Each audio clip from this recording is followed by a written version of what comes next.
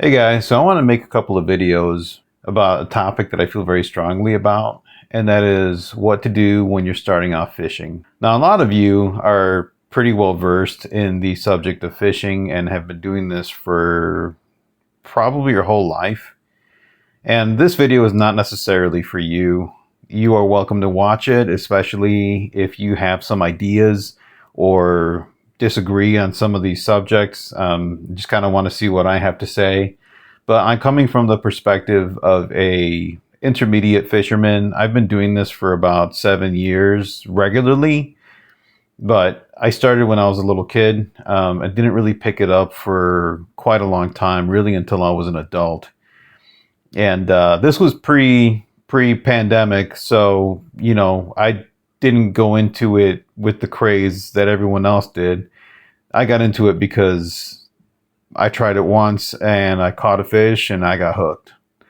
So I'm doing this now really just to help you if you're starting off fishing or on the fence about starting, or want to see what my experience has been, what my suggestions would be on what to do.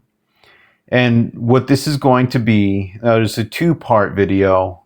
It's going to be about, first, the fundamentals of fishing. So you look into the strategies, what the key points are on how to catch the fish. And then I'm going to go into the gear, which is going to be stuff like, lures and baits and even some rigs, rods, reels, what tools to have, how to carry it all. So I'm going to dive into those in two separate videos, but the first one I really want to get into is going to be the fundamentals of fishing. Now, keep in mind, this is just going to be something that I have learned about and something that I've carried with me as I go out fishing and try to catch really just any fish. I'm not the kind of guy that's trying to get the biggest and the greatest. If I catch a really big one, then cool. I'm very happy with that.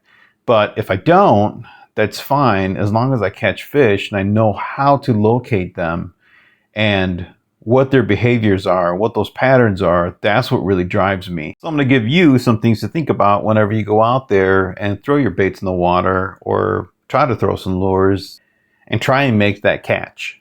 Now, the first thing I want to say, and I think it's a very important point to make, is that if you're like me, you're trying to get whatever information that you can, and you're trying to learn everything that there is to catching fish. And you're going to be going to a lot of different resources, whether it's videos or forums, websites, even magazines.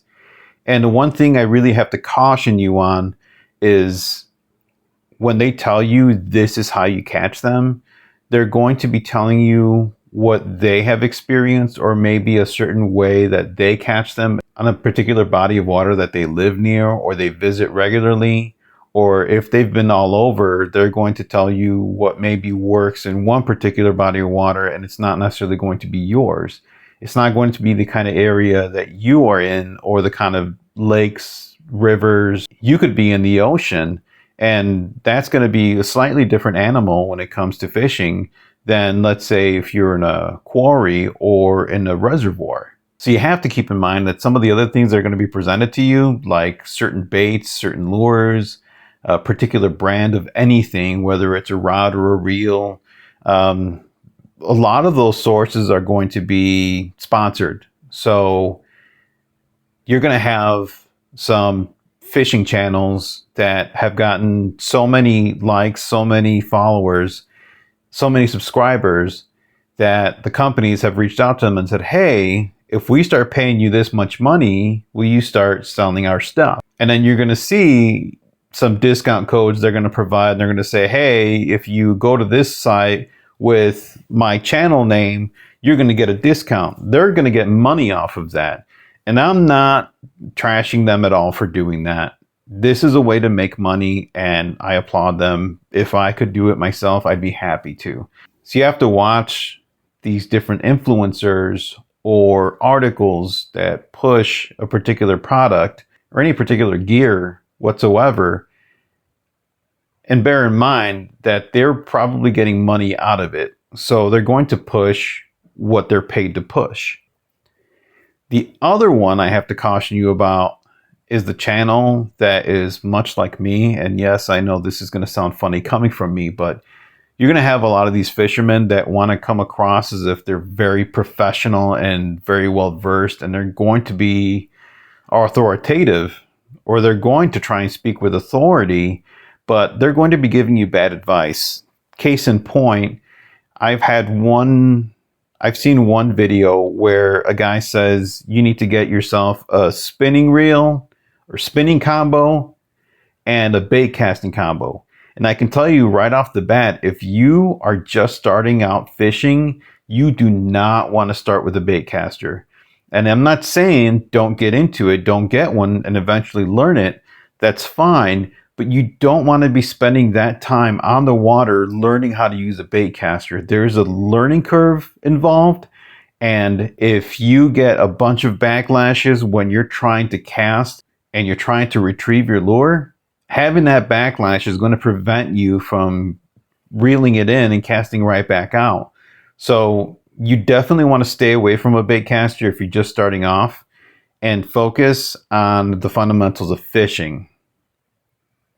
And this is going to apply with just about any gear. I'm going to tell you how I would suggest getting started, but that's going to be in the next video. Right now, I just want you to focus on some of these key points of fishing.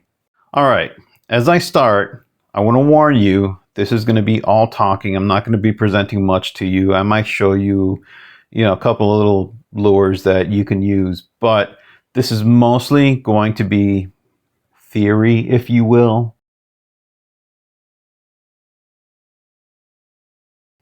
So with that, let me begin by talking about an article that I read in Fisherman. Now, I don't remember exactly how they phrased it. I call it flips, but the acronym is FLPS. What does that stand for? Fish plus location plus presentation equals success. Now, if you've been fishing for a while and have been doing a bunch of research, a lot of this seems like old information, but when you really put your mind to it, you realize that following this formula is probably going to help you really be able to find those fish and catch them.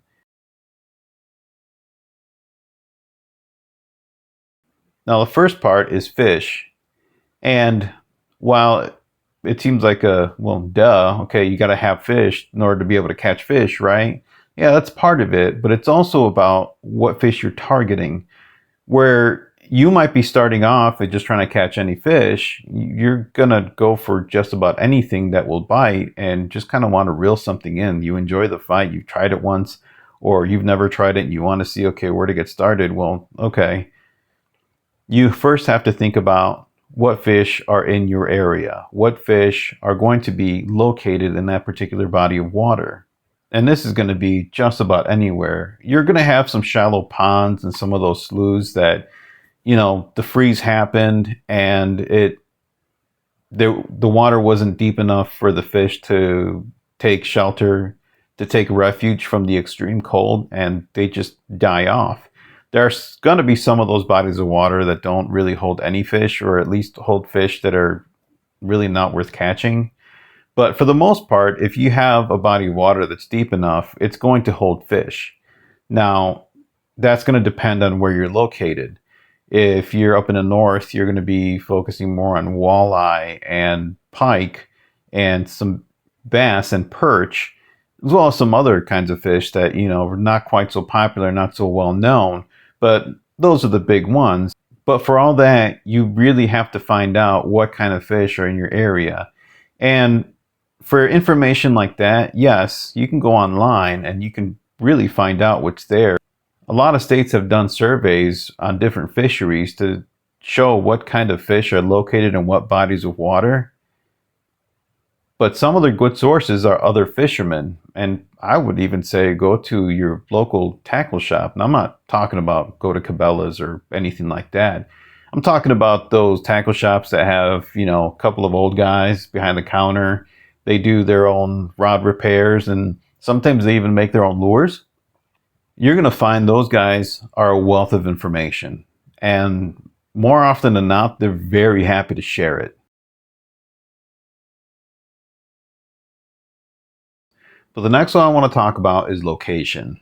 Now, location does apply to a body of water that you're at, but it also applies to what's underneath the surface. What I mean by that is structure. Now, you're probably going to hear this if you haven't already heard it and know what it's about. And I'm sure that a lot of you have already heard that fish hold to structure, but where they hold to the structure and at what time really depends on various conditions and other variables. But just to stick to the basics, what we want to talk about is anything that breaks up the bottom of the water. Now, it can be anything from rocks to trees, down branches, underwater vegetation, or even the piers and the docks and anything else that provides some kind of cover. Now, when we talk about cover, we're not necessarily talking about, something that'll cover up a fish this big.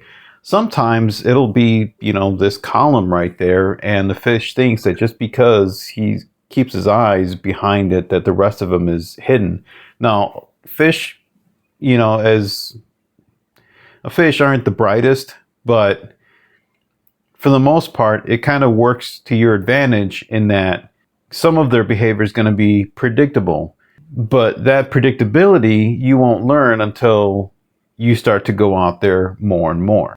The reason they hold the structure is primarily two reasons. Those who are trying to hide from predators, and then there's going to be those predators that are trying to ambush their prey. And this doesn't just apply to where they're going to be holding. Sometimes it's going to be about where they're traveling. If they're heading to a different part of the lake, then they might be holding just beyond the drop-off. Where you have a drop-off, the fish may be right just past that, just below, because they want to try and have some cover while they're swimming to their destination. Now, another form of structure is what we call holes. What we call a hole is pretty much an area of the river or lake bed that is dug out quite a bit more, and it gives them not just cover but also some refuge to major water changes. And you're going to hear this often, that when the temperature drops or the barometric pressure increases, that the fish will start to go deeper. We're finding that right now, in that we're in the mid-late fall where the temperatures are really dropping, the water is very cold, and they're going to be relating a lot deeper, and they're going to be harder to catch. And when we talk about location, we're also talking about where they're going to be relating in that particular body of water. You might have an island in the middle of a river, and it comes to a point. You might have fish holding right there waiting to ambush their prey. You could also be looking at a sheer rock face where you have this bluff that goes right into the water. Well, that's going to continue. In fact, that's one thing you should probably keep in mind, is if you see a particular shape or incline out of the water leading in, it's probably going to continue for some time. Now, that is not always the case, and that's one of those situations where you really just kind of have to fish around and find out. Okay, well, we have fish, right? We have their location. Great. How about the presentation? Now, that's going to be, I would say, twofold, because you're going to hear this reference sometimes of power fishing and finesse fishing. And what we're essentially talking about is two different ways to get them to bite. When we talk about finesse fishing, we're essentially talking about some kind of presentation that looks the bait or the lure look like their food. So you're going to have a strike made by their prey drive. And when we talk about power fishing, we're talking about some kind of reaction bite as opposed to a bite to feed. And sometimes you will find that when finesse fishing is not really working, you might want to switch it up to power fishing and try and get a reaction, because they're not interested in feeding, but that vibration is really irritating them and they really want to bite it. Okay, I want to give a couple of examples of finesse fishing lures and power fishing lures. Now, this is kind of a little one, a little example, but that right there is a jig head, this being the jig head right here with the hook, and a little swim bait right there. Now, this is an example of finesse fishing, because when it swims along, it's actually going to look like a small bait fish, So something like a minnow that they're going to want to eat. Now, if they're not interested in eating this, this is kind of when you want to switch either to a different kind of a lure, something that's going to be more like what you think they might want to eat. And this might be something like a different color or different shape. Even this right here, this little fork tail, you might want something that's more like a paddle tail and see if it kicks a little bit more. Paddle tail will kick a bit more.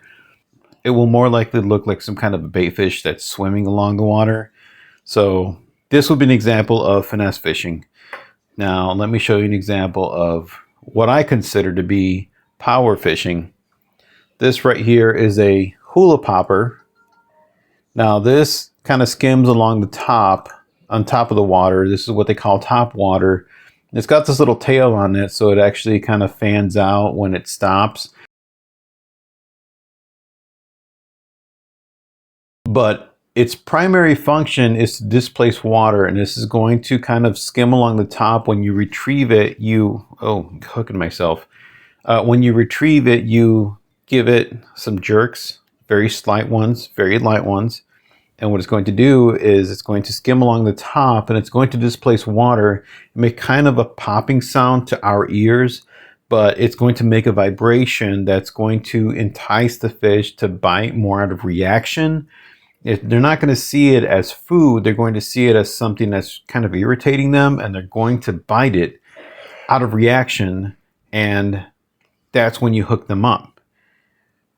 I have a hook right here. Now most of them are going to come with a treble hook, which is 3 hooks. This one I switched out with an inline hook, and this is mainly because I prefer inline hooks to treble hooks, because treble hooks are not the greatest at actually reeling in the fish. What you want to do is you want to keep them pinned, and what that means is this is going to penetrate their lip, and there's a little barb right there that's going to keep that hook in their mouths. And so when you reel them in, it's better at hooking them and keeping them hooked than treble hooks, which you really have to put a lot of pressure in. Sometimes when they jump out of the water, which I'm sure you've seen, what they're actually doing is they're trying to spit it out. They're trying to shake it off. So this is less likely to get shook off, whatever. And so you're more likely to reel them in on something like this than a treble hook. I know some of you guys will disagree with me, and that's fine. You're more than welcome to, but this is kind of what I believe, and so far these have worked pretty well for me. So we have the fish, we have the location, and we have the presentation. Well, that should equal success, right? Not always. Sometimes when you put all that together, it doesn't work out. And this is where you have to start considering the conditions, because the fish behavior is going to vary based upon the conditions. What do I mean by that? I'm talking about the environmental variables. Now, it could be something like the water clarity. It could be whether or not it's a sunny day, a cloudy day, whether it's raining or pouring or thundering. And a lot of that has to do with barometric pressure. Now, the barometric pressure will have a different effect on fish. You're going to hear that low pressure gets the fish feeding a lot more. Well, yes and no. It's going to get them to be more active. Part of it is the lower pressure actually has an effect on their swim bladder. It's going to get them to start actually floating a bit higher in the water column, and they're going to roam a bit further. So they're going to go out and look for their food. Whereas the higher pressure, they're actually probably going to be relating a little bit deeper. And that's not all when it comes down to the environment. We also have to consider the human factor. Whenever you go to a location, especially those that are easier to get to, you're going to have more human effect on the fisheries. And that comes in the form of pressure. Now, you might hear this every now and then. What it comes down to is the more people are there fishing, the more they catch the fish, the less likely they are to try and bite your lures. Now, every single time they get hooked by, let's say, a hula popper or a jig, they're going to be conditioned to associate those things with getting caught. And every single time they get hooked, they're going to think that they're fighting for their lives. And in some cases, they really are. every single time that they get caught with a particular kind of lure or bait, they're going to associate it with danger and they're going to avoid it. Well, and that's one of those situations where you want to switch it up a little bit. So maybe you want to throw something that is different than everyone else's. So let's say you throw that out right there. This being a little road runner, this is going to look a little different. Not just that, but it's going to be downsized. And that's one other thing that I kind of encourage is that if you're having trouble catching fish, you can also downsize it. Those are two things that I encourage is you either do something different or you do something smaller. So if you downsize it, add a little something like that little blade right there. This is, I think, what they call the Colorado blade. Something like this is going to add a little bit of vibration, but it's also going to be a smaller presentation. And that smaller presentation, they might find easier to go for because it might be an easy target. The other thing that I encourage you is whenever you start going to a very pressured area, let's say it's a park or a pier that everyone goes to, and you always see a bunch of people kind of lined along the bank. Well, if you have the time and you're mobile, that's very important. I encourage you to go hiking and maybe do a little bit of bushwhacking to actually find the spots that are less pressured because they haven't been caught. You know, a lot of these fish might be avoiding a specific area and going to a different area that they feel safe. Well, if that spot is harder to get to, they're probably going to feel safe and they're probably going to be more likely to bite your bait, whatever you're throwing out. Okay, so I gave you a formula that in and of itself doesn't necessarily guarantee success. And then I also gave you things to consider in terms of the environment and the conditions that you're fishing in. Well, how do you put it all together? The truth is that you won't know until you go out there and put all these ideas to the test. The one thing that I push is not just to study, but practice, because putting into practice will really bring it all together. Nothing will teach you more than doing.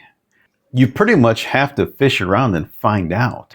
Each and every single fishing trip is really a teaching moment. Each one of those is going to teach you something, whether or not you catch something. And you don't only have to put in the time to fish, you also have to put in the effort to understand and really kind of study each and every single fishing trip. And this is where I encourage you to get something like a fishing log. This is mine right here. Now, you can jot down things like what the skies were doing, what the moon phases were, the barometric pressure, even the water clarity, the location, the time of the year. You put a date on there. You could say who you were fishing with, what lures, what rigs, what anything that you were using, what you caught, and at what time. This is very valuable information. And even those trips where you don't catch anything, I would still encourage you to log them because they will teach you something. What the conditions that you were in, what the water temperature was, what the water clarity was. Was it sunny? Was it cloudy? Was it raining? Was it pouring? Any of those things will teach you what the conditions that you were fishing in and what you can try and repeat, especially when it comes to success and what to avoid for failures. And you don't have to get something like this. I actually ordered this off of Amazon specifically for fish logging. But if you have an iPhone, you have the Notes app. You can even download Keep for Google for any of your Android phones. And even something like that will be just enough for you to log what your catches were and what those conditions were. And the date, because that's important too. The time of year is very important. So you can even do that and then it'll keep it on the cheap too. You don't have to spend money like I did. I only did this because I prefer to have some kind of physical copy of the different catches that I've had. And this to me is very helpful, but you can do it your own way. What matters the most is that you do something that works for you. Now, whenever you hear somebody say that you're going to catch them all kinds of different ways, the truth of the matter is that the things that are going to catch them are the things that you do that provide some kind of success. And if you can repeat that success, then you've understood what the pattern is. You've understood what the conditions are that provide that kind of success. And you can try and avoid those situations where you realize that there was really no result in catching fish. You can try to avoid that, or maybe change it up, change something up that will provide some success in the long run. Okay, so I talked your ear off and I appreciate you listening. I'm going to carry on this conversation in the next video where I'm going to talk about the gear.